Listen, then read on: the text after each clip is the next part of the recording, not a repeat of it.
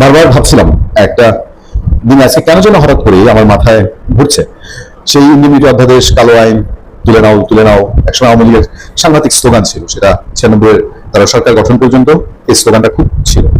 ততদিনে ধরেন প্রায় 25 বছর হয়ে গেছে বঙ্গবন্ধু হত্যাকাণ্ডের, 21 বছর পার হয়ে গেছে। বঙ্গবন্ধু হত্যাকাণ্ডের 21 বছর পর আওয়ামী লীগ ক্ষমতা এসেছিল, 21 বছর পরও সেই আওয়াজ উঠেছিল এবং তারপরে সেটা বাস্তবায়ন হয়েছে। ইন্ডিমিটি অধ্যাদেশ সেটা কিন্তু বাতিল হয়েছিল এবং বঙ্গবন্ধু খুনিদের ফাঁসিও কার্যকর হয়েছে। শেখ হাসিনা 2001 সে সময় ট্রাইব্যুনাল গঠন করে তাড়াহুড়া করে দেন, রেগুলার মামলা হয়েছে এবং 2001 থেকে 6 পর্যন্ত তারা ক্ষমতায় ছিলেন না, আবার ক্ষমতায় এসে ফাঁসিটা কার্যকর করেছেন এই বাংলাদেশে।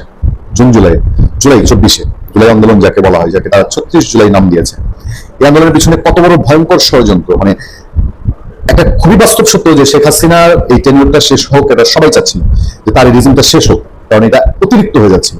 কিন্তু এইটা শেষ হওয়ার আড়ালে যে একটা ভয়ঙ্কর শক্তি তারা বাংলাদেশকে কোথায় নিয়ে যেতে চাচ্ছে এটা কেউ বুঝে নাই, এবং এই সুযোগটা তারা খুব ছোট বুঝে খুব দিয়েছে, দিয়ে বাংলাদেশটাকে ভয়ঙ্কর একটা জায়গায় নিয়ে গেছে। এবং সেই জুলাই আগস্টে পরিকল্পিতভাবে যতগুলো হত্যাকাণ্ড ঘটেছে তার একটা সিংহভাগ পরিকল্পিতভাবে হত্যা করা হয়েছে। দেখবেন খেয়াল করে, কোনো বিশ্ববিদ্যালয়ের মানে পাবলিক বিশ্ববিদ্যালয়ের কোন স্টুডেন্টের উপর আক্রমণ হয়নি। পুলিশ কি এই যেচে যেচে গুলি করতো?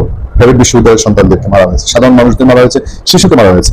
এগুলো তো সব পুলিশের গুলিতে কোনো এখন পর্যন্ত প্রমাণ নেই। মানে এই হত্যাকাণ্ডগুলোর প্রমাণ মিলছে না। এগুলো উচ্চ আদালতে গিয়ে প্রমাণ করা খুব টাফ, কারণ এগুলো ময়নাতদন্ত হয়নি। এগুলো ডিপে কথা বলতে গেলেই তখন ইউনূস সরকার সেটাকে ঘুরিয়ে দিয়েছে।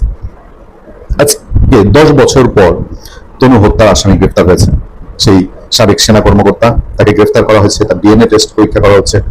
তনুর বাবা একটা কোর্টে কথা বলেছেন যে 10 বছর পরে হলেও একটা আসামিকে তো আমরা কাঠগড়ায় দেখলাম, এই চোখের শান্তি লাগছে।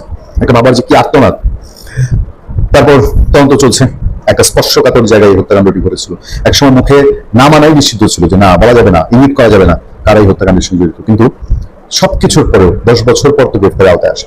এই যে এই সরকার এবং ইউনূস সরকার মিলে জুলাই আন্দোলনের একটা ইন্ডেমনিটি দিয়েছে, দায় মুক্তি দিয়েছে।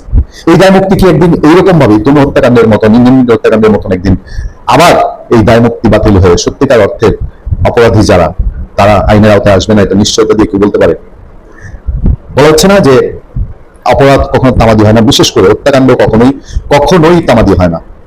আমার তো ধারণা যে কোনো না কোনো সময় যদি বেশি সময়ও লাগে তাহলে সর্বোচ্চ 20 বছর। এই 20 বছরে এই যে এখনকার যে খুনিরা যারা স্লোগান দেয় যে এসআই সন্তোষকে আমরা পুড়িয়ে মেরেছি, এই কথাটি আজকে যে বলেছে তার এটাই ডকুমেন্ট থাকবে এবং এই ডকুমেন্টে একদিন আদালতে কথা বলবে এবং তাদেরকে সেই কাঠগড়ায় দাঁড়াতে হবে, এটা প্রায় সুনিশ্চিত। এখন সাময়িকভাবে কিছু লোক হয়তো সুখ করে যাচ্ছে, যে সুখটা বঙ্গবন্ধু খুনিরাও করেছে, তারা পার্লামেন্টের সংসদ সদস্য হয়েছে। আমি বারবার বলি এই এনসিপি ফ্রিডম পার্টির জায়গাটা দখল করতে যাচ্ছে, ফ্রিডম পার্টি হয়ে যেতে চাচ্ছে।